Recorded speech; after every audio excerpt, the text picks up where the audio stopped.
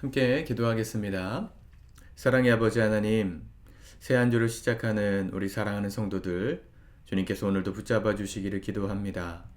은혜와 진리가 되시는 주님이 우리의 모든 삶에 길이 되어 주시고 또 힘이 되어 주시고 어찌할지 모르는 상황 속에서 매 순간마다 결정할 수 있는 능력을 주셔서 아버지 하나님께서 기뻐하시는 오늘 하루 또 이번 한 주 될 수 있도록 주님 동행하여 주옵소서. 예수님의 이름으로 기도드립니다.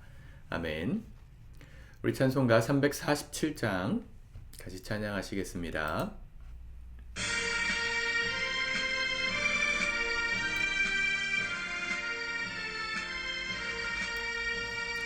허락하신 새 땅에 들어가려면 마음의 준비 다하여 힘써 일하세.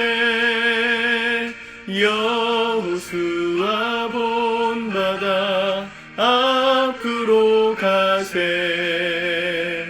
우리 거할 처소는 주님 품일세. 시험 환난 당해도 낙심 말고서 맘의 걱정 버리고 힘써 일하세. 여호수아 본받아 앞으로 가세. 우리 거할 처소는 주님 품일세. 앞서 가신 예수님 바라보면서 모두 마음을 아파여 힘써 일하세. 여호수아 본받아 앞으로 가세. 우리 거할 처소는 주님 품일세.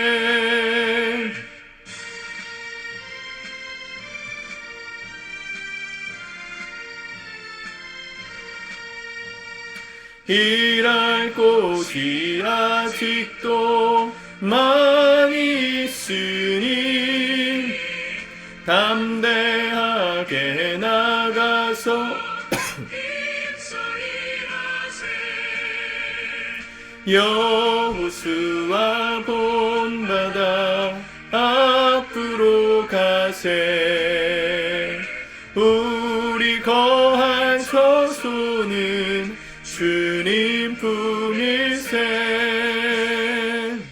아멘. 오늘 하나님의 말씀은 요한복음 18장 19절에서 24절까지의 말씀입니다. 우리 같이 먼저 읽고 묵상하도록 하겠습니다. 시작. 대제사장이 예수에게 그의 제자들과 그의 교훈에 대하여 물으니 예수께서 대답하시되 내가 드러내놓고 세상에 말하였노라. 모든 유대인들이 모이는 회당과 성전에서 항상 가르쳤고 은밀하게는 아무것도 말하지 아니하였거늘 어찌하여 내게 묻느냐. 내가 무슨 말을 하였는지 들은 자들에게 물어보라. 그들이 내가 하던 말을 아느니라. 이 말씀을 하심에 곁에 섰던 아랫사람 하나가 손으로 예수를 쳐 이르되 내가 대제사장에게 이같이 대답하느냐 하니 예수께서 대답하시되 내가 말을 잘못하였으면 그 잘못한 것을 증언하라. 바른 말을 하였으면 내가 어찌하여 나를 치느냐 하시더라. 안나스가 예수를 결박한 그대로 대제사장 가야바에게 보내니라. 아멘. 예수님의 공생애는 3년 반 정도 되는데 그 예수님께서 이 사역하셨던 기간을 가리켜 공생애라 말합니다. 공적인 생애, 그렇게 표현하는 것이죠. 이유는 드러내놓고 사셨던 시간이었기 때문입니다. 예수님께서 그 이전까지 어떻게 사셨는지에 대한 기록은 거의 나오지 않습니다. 그러나 예수님께서 광야에서 40일 동안 금식하시고 또 이제 드디어 세상을 향하여 회개하라 천국이 가까웠다 선포하시면서 사역을 시작하셨던 그 시점부터는 모든 이야기들이 다 기록되어져 있습니다. 예수님의 공적인 모든 이야기, 또 하셨던 말씀, 행하심, 기적 다 드러내놓고 하셨던 사역이기 때문에 공적인 생애다 말하는 것인데, 예수님을 재판하던 이 재판 장면에 보면 사람들이 그가 했던 말들을 가지고 추궁합니다. 아마도 그렇게 말한 게 맞냐 이렇게 질문했던 것이겠죠. 다른 복음서들에 보면 이 여러 사람들의 증언을 들었다 그랬습니다. 그를 고발할 증언. 그러니까 그 중에 한 가지, 고발할 증언 중에 한 가지가 예수께서 저 성전을 헐어라, 내가 3일 만에 다시 쌓을 거다 했던 그런 말들을 가지고 고발하기도 했어요. 너가 그렇게 얘기한 게 맞느냐? 라고 물어본 이야기가 오늘도 기록되어져 있는 것이죠. 19절에 대제사장이 예수에게 그의 제자들과 그의 교훈에 대하여 물으니. 예수님이 하신 말씀, 나쁜 말씀 뭐가 있습니까? 하나도 없습니다. 그런데 나쁘게 들었던 사람들은 있습니다. 누가 있었습니까? 종교 지도자들이 그 말씀들을 다 나쁘게 들었죠.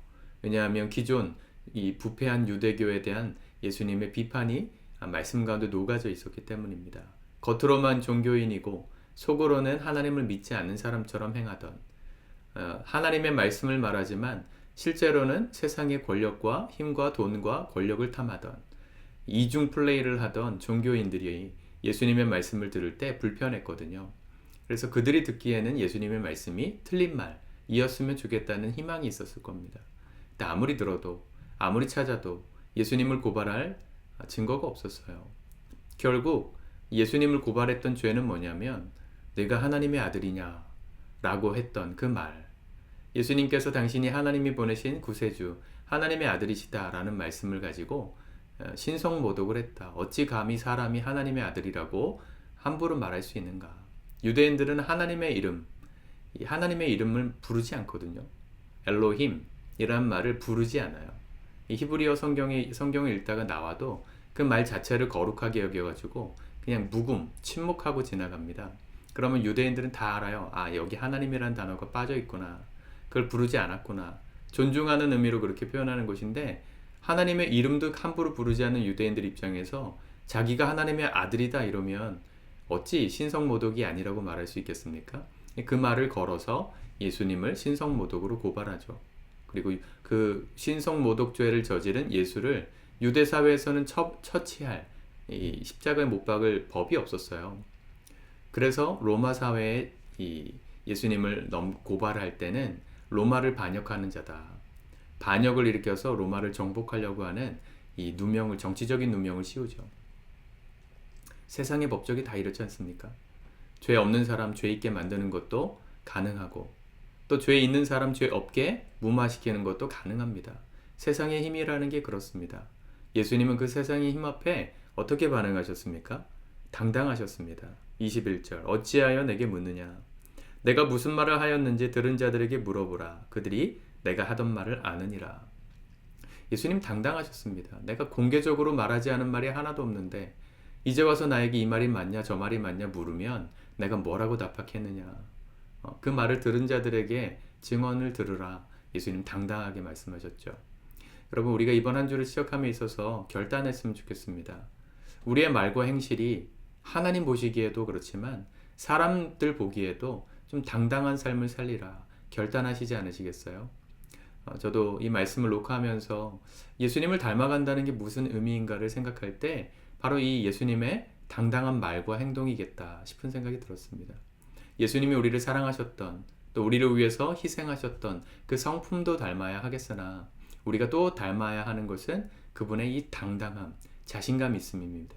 세상의 힘 앞에, 권력 앞에, 죄 없는 사람도 죄 있게 만들고 죄 있는 사람도 죄 없게 만드는 그 세상의 힘 앞에 당당할 수 있는 이 배짱, 어디서부터 얻을 수 있겠습니까? 예수님, 그분을 믿을 때 가능한 겁니다. 세상에 힘 있는 사람들이 나를 어찌할 수 있겠죠? 예수님도 십자가에 못 박았잖아요. 그러나 그 모든 상황 속에서 하나님은 여전히 세상을 통치하고 계시고 마지막 때에 비로소 우리에게 승리를 주실 것을 우리가 믿기 때문에, 그래서 좀 당당하게 자신감 있게 세상과 맞짱 뜨는 그런 믿음을 살아가리라, 믿음 있는 삶을 살리라 결단하시지 않으시겠습니까? 그러려면 우리의 말과 행동을 잘 사셔야 돼요. 누가 내 말을 빌미로 너 이렇게 말했잖아. 너 뒤에서 저 사람 욕했잖아. 너 속으로는 미워하면서 겉으로만 괜찮은 척 했잖아. 라고 말하지 않을 만큼 우리의 말과 행동이, 우리의 겉과 속이 일치하는 삶을 살아야 당당해질 수 있는 겁니다. 그래서 사실은 신앙생활이라는 건 누구 보라고 하는 게 아니라 나 스스로와의 싸움입니다. 하나님이 날 보고 계신다. 이건 우리가 다 알잖아요. 근데 언제 무너집니까? 나의 약함과 실수를 사람들은 보지 못했다. 이걸 생각할 때 자꾸만 타협하고 싶어지는 거예요. 저 사람은 나의 흉과 허물을 모르니까 저 사람 앞에서는 적어도 경건한 척 할 수 있겠지. 그게 정말 얼마나 이중적인지. 이런 상황이 됐을 때 당당할 수 있을까요? 당당할 수 없을 거예요. 그렇게 산 사람은. 겉과 속이 다른걸요. 자신이 은밀하게 숨겨놨던 죄가 드러나는 순간 사람들과의 관계는 다 끊어질 수밖에 없습니다. 그런 비참한 인생 산다면 우린 예수님을 닮아가는 것이 아니겠죠.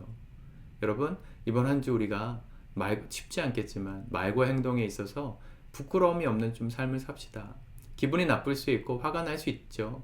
그럴 때 뒤에서 아무도 모르게 나 혼자만 그렇게 하지 마시고 차라리 대화를 나누시고 그 문제를 풀어가십시오. 갈등이 생길지라도 갈등 가운데 나의 솔직한 마음을 나누십시오. 그게 더 낫습니다. 뒤에서 꽁꽁이 다른 사람 만나가지고 뒷담화하는 것보다 있는 그대로 그 사람과의 관계를 개선하기 위해서 오히려 치열하게 노력하는 것이 우리가 당당하게 살 수 있는 방법 아니겠어요? 물론 지혜도 필요하겠으나 여러분, 예수님의 모습을 우리가 닮아갔으면 좋겠습니다. 23절 내가 말을 잘못하였으면 그 잘못한 것을 증언하라. 바른 말을 하였으면 내가 어찌하여 나를 치느냐. 사람들은 예수를 고발하기 위한 증거를 찾았습니다. 불법 재판 가운데 예수님은 넘겨주려고 했어요. 두려움에 떨었던 사람이라면 죄송합니다. 용서해 주십시오. 목숨만 구해 주십시오 했겠지만 예수님은 당당하셨습니다. 하나님을 믿으셨기 때문입니다. 하나님 아버지가 이 모든 상황들을 역전시켜 주실 것을 믿었기 때문입니다. 부활의 증인 되신 예수 그리스도, 우리가 그분을 믿는 사람들이라면 우리도 좀 당당하게 삽시다. 이번 한 주 우리의 말과 행동을 잘 지키리라. 누가 내 말과 행동을 뒤에서 듣고 협박하지 못하도록, 우리를 넘어뜨리지 못하도록, 나 스스로도 넘어지지 않도록 그런 믿음의 한 주를 살아갈 수 있도록 주님 힘을 주시옵소서. 기도하는 이 아침 되실 수 있기를 주님의 이름으로 축복합니다. 기도합시다. 하나님 감사합니다. 오늘도 주의 말씀 우리가 붙듭니다. 하나님, 예수님처럼 우리가 이렇게 살아가는 삶의 당당함이 있는 삶이 되게 하옵소서. 우리 한 사람 한 사람의 삶의 말과 행동을 통하여 주님의 영광이 드러나기 원하나 때로는 우리가 무너지고 이중적인 삶을 살고 겉과 속이 다른 것처럼 행동할 때가 얼마나 많은지 이 시간 고백합니다. 주님, 우리를 불쌍히 여기셔서 주님을 닮아갈 수 있도록 겉과 속이 일치하여 어떠한 상황 속에서도 당당하고 담대했던 그 예수 그리스도의 삶과 행동을 우리도 본받아 걸어가게 도와주시옵소서. 이번 한 주 주님께서 그런 승리를 살게 하실 줄 믿사오며 예수님의 이름으로 기도드립니다. 아멘.